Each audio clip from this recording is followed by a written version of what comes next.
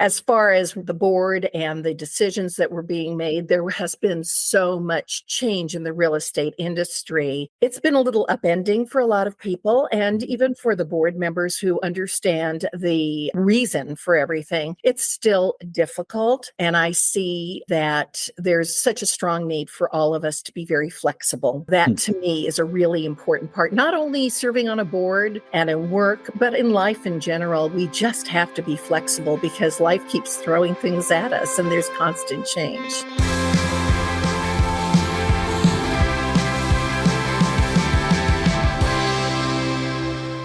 Hi, everybody. Thanks for coming out again for another DorifyMLS.com podcast. Together this morning with me is Jessica Bryan, our special guest from the board. Hello, Jessica. Hi, Matt. How are you today? I'm great. Kicking Good. off another week, board week. I always look forward to that. When I first started the job, Dave Phillips, who hired me, he was CEO of the Raleigh Regional back then, told me to imagine dividing my salary by 11 and walking into the board meeting.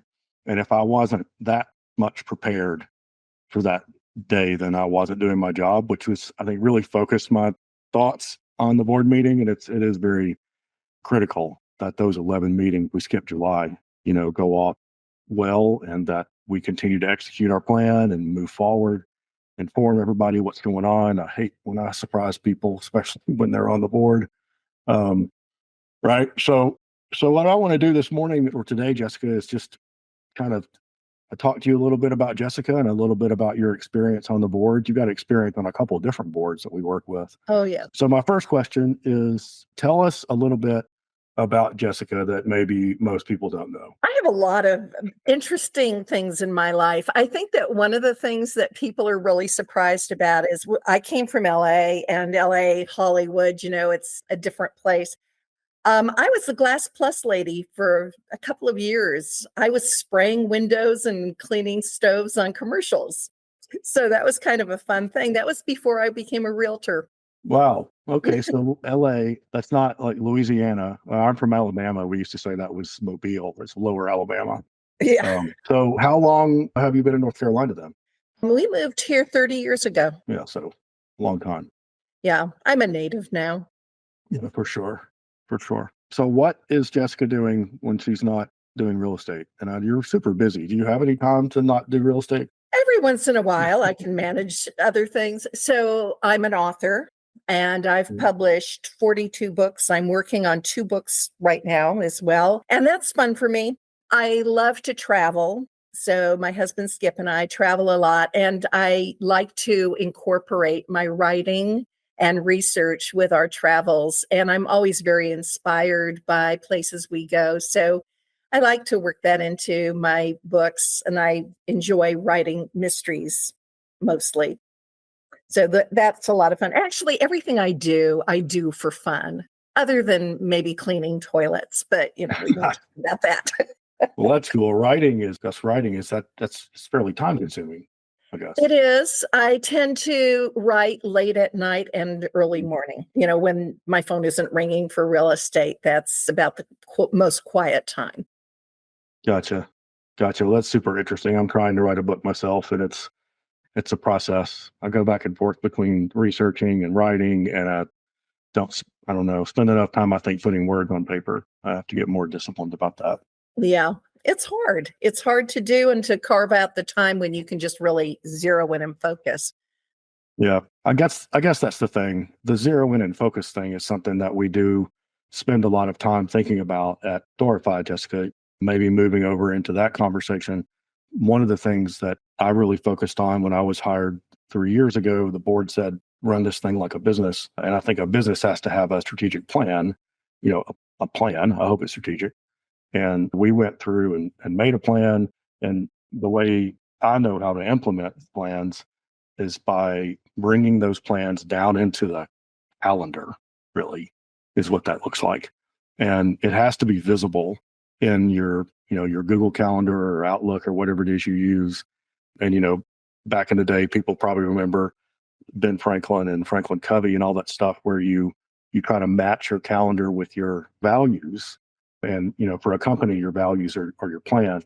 And you should be able to see, if it's like color coded, to see all 5 of our strategic objectives on my team's annual calendar, which is what we're putting together right now for 2025. And one of the things that we did when we tried to, match those things is last year we decided to change our name, which fell in the middle of an already ambitious schedule, I think.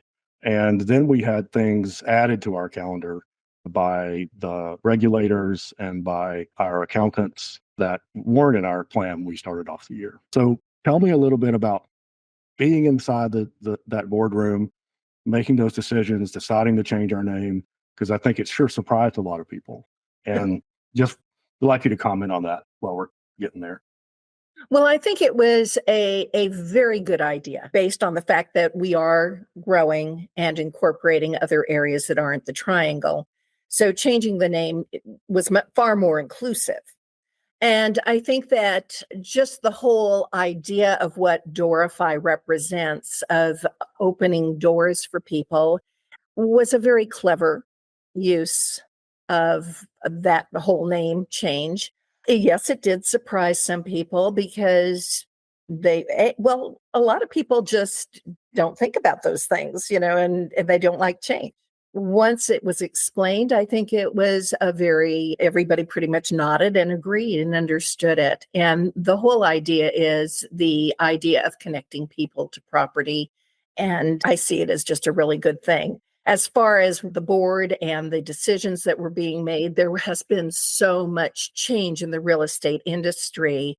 It's been a little upending for a lot of people, and even for the board members who understand the reason for everything. It's still difficult. And I see that there's such a strong need for all of us to be very flexible. And that to me is a really important part, not only serving on a board and in work, but in life in general. We just have to be flexible because life keeps throwing things at us and there's constant change. Yeah, and we get a lot of emails from our almost 15,000 subscribers, Jessica, and there are petitions, there are people who really have a complaint, just a real one. And I think it's important that they know that you and I acknowledge those, and we don't dismiss those. I hope people understand that. We were in a position where we had used a single platform for so long, almost 10 years, 9 years and 8 months, without making any changes to it. Yeah. And I think that was like suspended reality, right? Over that period of time, we just pushed off changes until we pushed off the standardization. We pushed off, changing from Paragon to maybe a more modern product, and including Paragon's new Connect, which is a more mobile friendly product. But we were stuck with one vendor, and that's just the way it's been done across the industry. And I think an architecture that I learned about years ago felt more appropriate than being stuck with one vendor. And I think that's really proven to be correct, even though that one vendor that most of our subscribers still rely on is struggling to keep the data up to date, to map everything over. And we're working with them as closely as we can. But our alternative at each of the months that we meet monthly at the board, is we go over these things and we really talk about, is it bad enough to fire them and make them leave? And then 10,000 people would have to change to a new system, or should we keep, chipping away at it and working with them? So, it's painful. It's been really, really disruptive for all of us. And we're really just still focused on the rest of this year in 2025, when the best parts of our choice project, the brand new stuff that gets plugged into our new system, are going to start to be visible. And you've seen some of those coming up. So maybe Oh, yes. maybe that's a two-part question, Jessica. Tell us a little bit about, your experience in 2024, seeing how the sausage is made, and then a little bit about, what you see going forward. So, excuse me, allergies. So, one of the things that I find fascinating is I love technology. I am not that good with technology, but I'm a realtor and I represent realtors on the board as well. And so seeing it with the realtor's eye and what is useful is very important to me personally. I get very excited by what's coming up, what is down the road, the way people see a need and come up with these fabulous ideas to satisfy those needs. But you said something before that I think is really important. The idea that we have choices, to me, is extremely important. I don't want to sacrifice that ever. And I don't think we should sacrifice it for our subscribers either, or for the public. And by doing what we are doing, we are bringing in choices for people who can either choose to do something different or stay with what they know. We don't want to overwhelm people, but by the same token, people are very different and they have various levels of needs and of understandings. And therefore, by giving them a lot of different choices, they can stay with what they want, or they can go to something that is new and different and exciting and, run with it. Yeah, I've shared many times, I'm a recovering real estate appraiser who ran a software company for 20 years. And I don't know where in that experience makes me qualified to pick the software that you use for your customer, Jessica. My expertise is going to be in making sure that the one that you picked works. And that's what we're really focused on with Dice and CoreLogic and an FBS. And, I would say that even 11 months out from almost 11 months out from turning the system on, we're not quite there yet with either of those three vendors. And it's taken us all this time to get to a point where we're confident that all the listings are in all the systems and all the photos and the documents are present and the days on market are being calculated in the correct ways and that it works correctly through our data share with Longleaf. There's a lot of moving parts there. The thing that is interesting about that is that we are so dependent upon the vendors. And I think that that's something that sometimes people forget, that we are not the ones that are designing these programs and, working out all those moving parts. We are running the train, but, there are people behind us that are making us promises and they have to deliver. And that's sort of out of our control. Yeah, I mean, I guess it's sort of like a general and a sub, right? A general contractor and a subcontractor. So I'm not a developer. I don't have software developers who write programs on my staff. So what we have is a collection of integrations. And that's really what my staff manages, is Right. to make sure that the data is correct across the place. We did some things this year that we were the first in the industry to do, including having our own copy of our own data certified by the National Standards Organization. And while that data we feel is close to perfect, it isn't represented in completely in any of the three platforms that we're working on. So our objective obviously is to make sure that the data is accurate and complete in every place that you could look at it.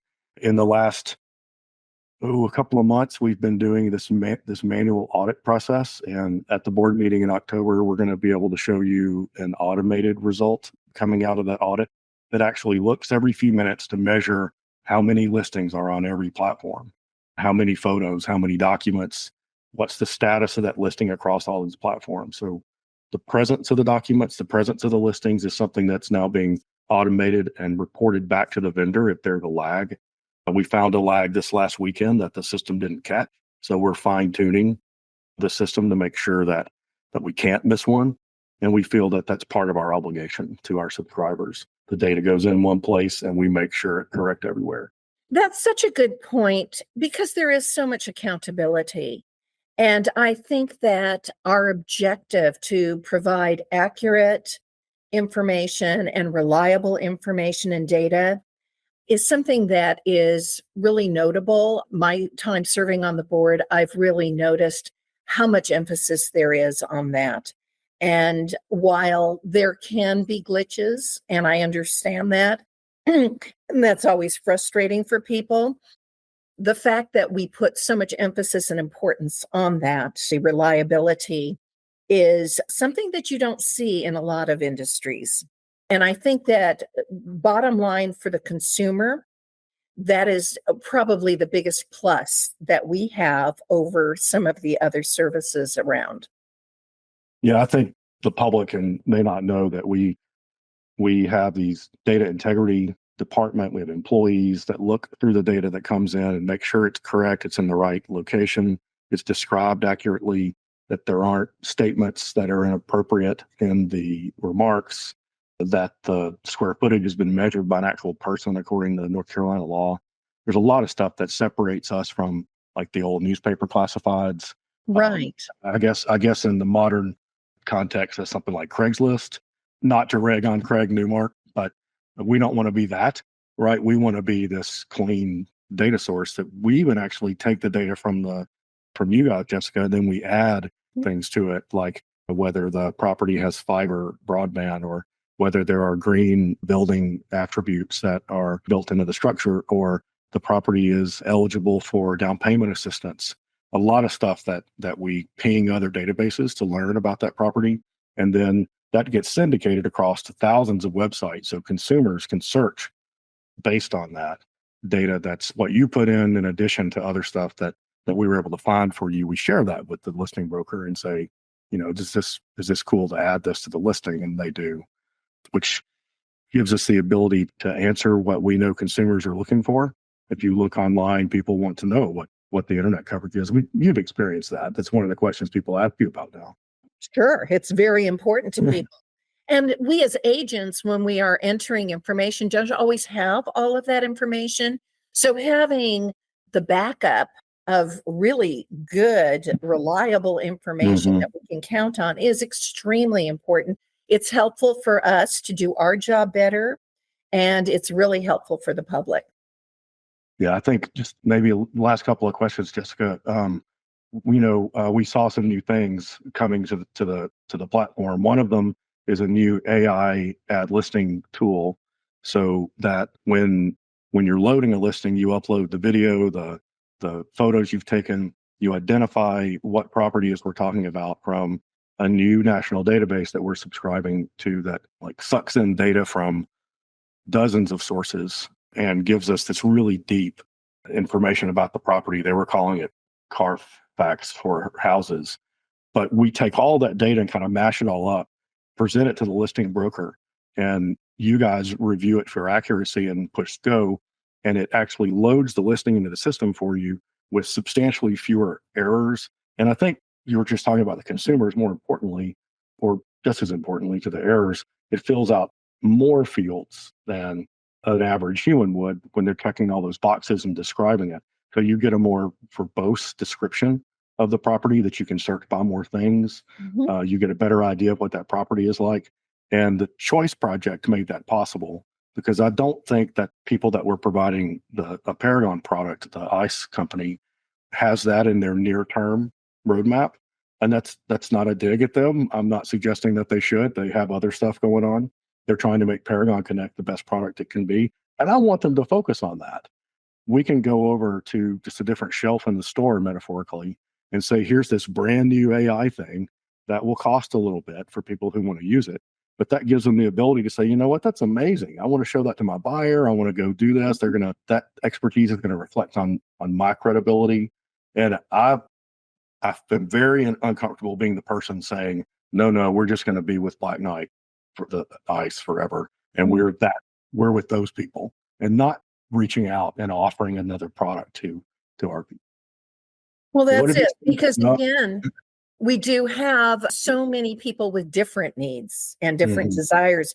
When you're a top producer and you've got a lot of listings going on, it's such a time-saving thing to be able to do that and do it accurately.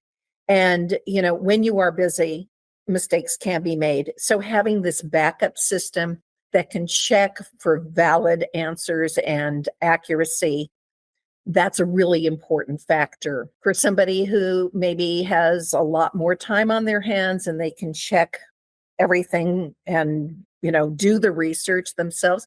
So be it. And that's why choices are so important. Sure. And I don't know if anybody's going to really want the thing, but Oh, we'll believe me, just they will. see. But I mean, I'm fairly confident based on the reception that those guys have had at the meetings that we've had. We met with them in Seattle when we went out for the CMLS conference, and there were a bunch of brokers that just wanted to kind of take them over in the corner and say, wait a minute, what can this do for my company? Like, that's amazing, which is exactly what we want to do. We're trying to introduce people to new technologies and to bring them into our dashboard so subscribers can opt into them. And they're going to be kind of the inexpensive version on the dashboard. Most of these products have a broker version that you can add to that, that your broker can talk to you about. Well, Jessica, thanks for joining us so much today. It was a lot of fun. I enjoy catching up with you always. You're such an interesting person. Well, I guess you can't write 40 books and not be an interesting person. 42 books. Oh, sorry. And 2 on the way. 2 right. on the way. Thank you so much. Thanks to the subscribers for tuning in again, and stay tuned for another Meet the Board coming soon. Thanks a lot, Jessica. You're welcome. Bye-bye now.